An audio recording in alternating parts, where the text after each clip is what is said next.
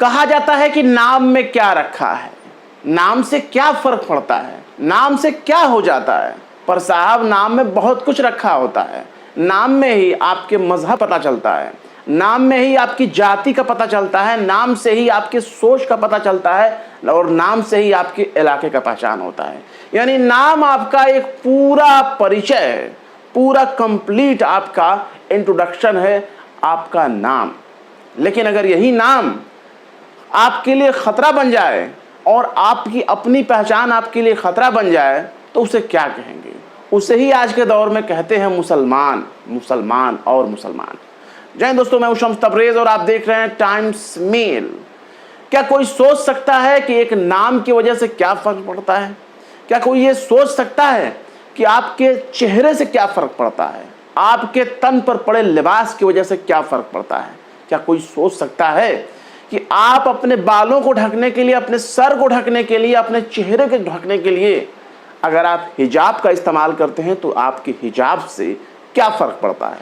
लेकिन फर्क पड़ता है, और ये फर्क कहां कहां तक पड़ता है इसका अंदाजा आप इसी बात से लगा सकते हैं कि कोलकाता में, यानी वेस्ट बंगाल ममता दीदी के इलाके में, कोलकाता में एक मुस्लिम टीचर को अपना ओहदा छोड़ना पड़ता है, अपनी नौकरी से इस्तीफा मारना पड़ता है, सिर्फ इसलिए क्योंकि उसके कॉलेज ने उससे कह दिया था कि ये हिजाब वजाब जो पहन के आती हो ना, इसे आना बंद करना होगा और इसको अब बंद कर दो।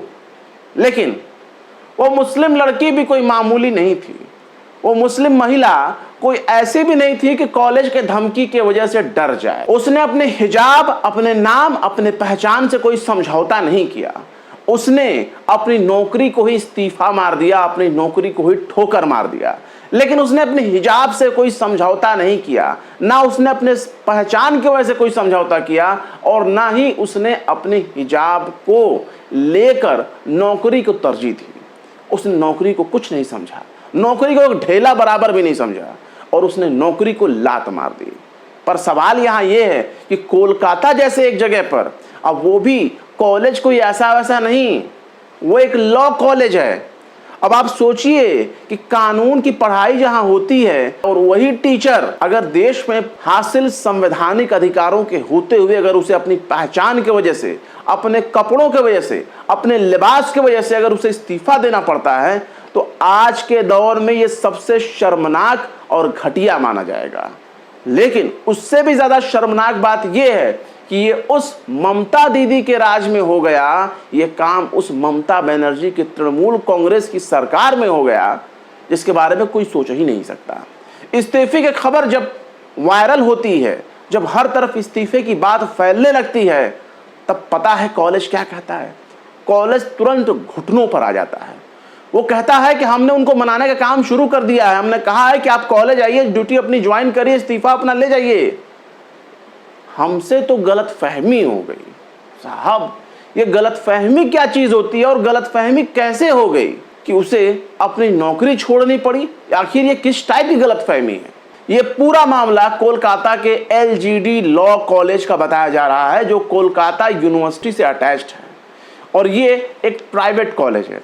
सोचिए, प्राइवेट कॉलेज के भीतर भी अगर इस तरह से होता है और इसकी जानकारी देर सवेर बाहर आती है तो इसके लिए क्या कहा जाएगा। 4 जून को लोकसभा चुनाव का रिजल्ट आता है और 5 तारीख को मुस्लिम टीचर ने इस्तीफा दे दिया। उसको 31 मई तक अपना हुलिया बदलने के लिए वार्निंग दी गई थी और कहा गया था कि आपको अपना पहनावा बदलना होगा, आपको हिजाब से परहेज करना होगा और हिजाब खबरदार आप पहन करके नहीं आएंगे। इसके बाद उसने आओ देखा ना ताओ, उस मुस्लिम महिला ने इस्तीफा मार दिया।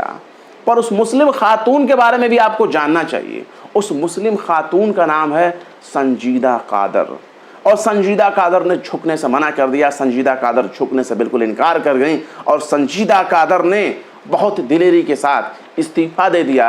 लेकिन इनके मनमाने रवैयों के आगे घुटने नहीं टेके और अब जाकर के कॉलेज प्रशासन संजीदा कादर के आगे घुटने टेक रहा है, क्योंकि इस्तीफे की खबर हर जगह वायरल हो गई, हर जगह पब्लिक हो गई, सार्वजनिक हो गई, जिसके बाद कॉलेज सर्वसार होने लगा, उसको शर्म आने लगी।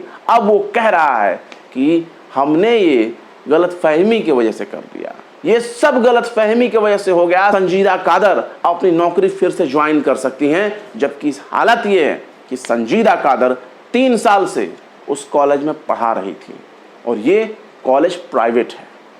सोचिए हालत किस हद तक बद से बदतर हो गई। अगर आपका नाम, आपके पहचान, आपके लिबास दूसरों की आंखों में खटकने लगे, ऐसे नफरती चिंटुओं की आंखों में खटकने लगे, तो आप क्या कर सकते हैं। संजीदा कादर तो बस एक मिसाल है। बहुत से नौकरियों में दाढ़ी रखने पर परहेज है। आज फैशन में दाढ़ी रख ली जा रही है, लेकिन अगर यही बात मुसलमान के ऊपर आती है तो एक लोक सेवक होने के नाते, सरकारी कर्मचारी होने के नाते उसे टॉर्चर कर दिया जाता है। मेरे जानकारी में खुद ऐसे मामले हैं जिन लोगों ने नौकरी छोड़ दी, दाढ़ी नहीं मुड़वाया, पर मामला सिर्फ कोलकाता तक ही सीमित नहीं है। इसकी शुरुआत तो कर्नाटक से हुई थी। वो कर्नाटक का उडुपी कॉलेज जहां से ये हिजाब का विवाद शुरू हुआ। हिजाब का विवाद शुरू होने के बाद देश के तमाम कॉलेजों में ये विवाद ऐसा शुरू हुआ कि लड़कियों को, बच्चों को पढ़ाई से महरूम कर दिया जाए। इस तरह की साजिशें होने लगी ताकि जो कौम आगे बढ़ रही है, जो कौम तरक्की याफ्ता है, जो कौम पढ़ाई लिखाई कर रही है, अच्छे नंबर ला रही जिनकी बेटियां, उनको किस तरह से हम पीछे कर दें। एक टीचर के साथ ये काम हो गया। एक टीचर जो ऐसे कॉलेज में पढ़ा रही है जहां लॉ पढ़ाया जाता है, देश का संविधान पढ़ाया जाता है, देश का कानून पढ़ाया जाता है, ऐसे कॉलेज में अगर ये कांड हो गया तो सोचिए बाकी के स्कूल कॉलेजों में क्या हाल हो रहा होगा। अगर आप अपने बाल बच्चों को पढ़ाते हैं या खुद आप पढ़ते हैं या खुद हमारी जो महिला दर्शक देख रही हैं वो बखूबी इस बात को समझ रही होंगी कि उनके साथ कैसा व्यवहार होता होगा। आज़ादी के 70 साल के बाद ये इस तरह की ऐसी सोच हमारे देश में पनप रही है जो किसी को आगे बढ़ते नहीं देख सकती। एक टीचर अपने मेहनत, अपनी काबिलियत के बल पर अगर नौकरी हासिल करती है तो उसको हिजाब की वजह से, उसके लिबास की वजह से परहेज करने के लिए कहा जा रहा है। पर सवाल यहाँ ये है कि बहुत से लोग ये भी कहते हैं कि नकाब, बुर्खा, हिजाब या सर ढके होने से छात्रों पर लोग ध्यान नहीं दे पाते, या छात्र अगर पहन करके आता है तो टीचर उस पर ध्यान नहीं दे पाता, हाव भाव पर ध्यान नहीं दे पाता। कोविड के दौर में मास्क लगा करके, मास्क भी एक हिजाब है, मास्क लगा करके लोग अपनी पढ़ाई भी कंप्लीट की, अपना एग्ज़ाम भी दिए, अपनी नौकरी भी किए। उसी कोविड के दौर में डॉक्टरों ने इलाज भी किया। क्या किसी को चेहरे के हाव भाव से पता नहीं चला? क्या किसी को जानकारी नहीं हुआ कि किसको क्या चीज़ समझ में नहीं आया? जिसको अगर कुछ समझ में नहीं आया टीचर को कि बच्चा समझ पाया कि नहीं उसकी बात, तो बच्चे के पास ज़बान है, क्या वो अपनी ज़बान से कहकर टीचर को समझा नहीं सकता कि मैम मुझे नहीं समझ में आ रहा है? क्या वो टीचर को बता नहीं सकता कि मैम मुझे नहीं समझ में आ रहा, मुझे आप समझाइए? लेकिन बस एक बहाना मिल गया किस तरह से परेशान किया जाए। बहरहाल ये पूरा मामला कोलकाता का है। अब बदनामी होने के बाद, थू होने के बाद, चारों तरफ से छीछा लेदर होने के बाद कॉलेज इंतज़ामिया ने कहा है कि ये गलत फहमी हो गई। कोई भी बैन नहीं लगाया गया है हिजाब के ऊपर, पहचान के ऊपर, ना ही क्लास में जाकर के हिजाब उतारने के ऊपर कोई बैन लगाया गया है। कोई बैन नहीं लगाया। ये सब गलतफहमी की वजह से ऐसा हो गया और संजीदा कादर को नौकरी पर वापस बुलाया जा रहा है। संजीदा कादर ने भी कहा है कि हाँ उनको एक ईमेल आया हुआ है कॉलेज की तरफ से, लेकिन अभी वो इस पूरे मामले को गौर से देखेंगी, समझेंगी, जायज़ा करेंगी, उसके बाद ही वो अपना फैसला तय करेंगे कि वो कॉलेज जाएंगे कि नहीं जाएंगे। लेकिन इतना तो साफ हो गया कि अगर कोई लड़की अड़ जाए, कोई औरत डट जाए, मुकाबला करने की कोई जिद ठान ले कि हम नहीं झुकेंगे, तो बड़े से बड़ी ताकत को झुकना पड़ेगा। दूसरी बात यह है कि अगर इस तरह की खबरें समाज में वायरल होती है तो सच में असर होता है और शर्म आती है ऐसे कॉलेज इंतज़ामिया में बैठे बड़े बड़े संघियों को, जिनके मन में एक ख़ास समुदाय के खिलाफ नाम के आधार पर, पहचान के आधार पर, उनके लिबास के आधार पर नफरत पनप रही है। लेकिन बहरहाल कोई ज़्यादा फ़र्क नहीं पड़ता, क्योंकि जब देश का प्रधानमंत्री ही खुले मंचों से मुसलमानों के खिलाफ नफरत आमेज़ बयान देते हैं, जब देश के प्रधानमंत्री ही मुसलमानों को उनके कपड़े देख करके पहचानने के लिए बोलते हैं, तो आप सोच सकते हैं कि कपड़े देखकर पहचान किसे कहा जाता है।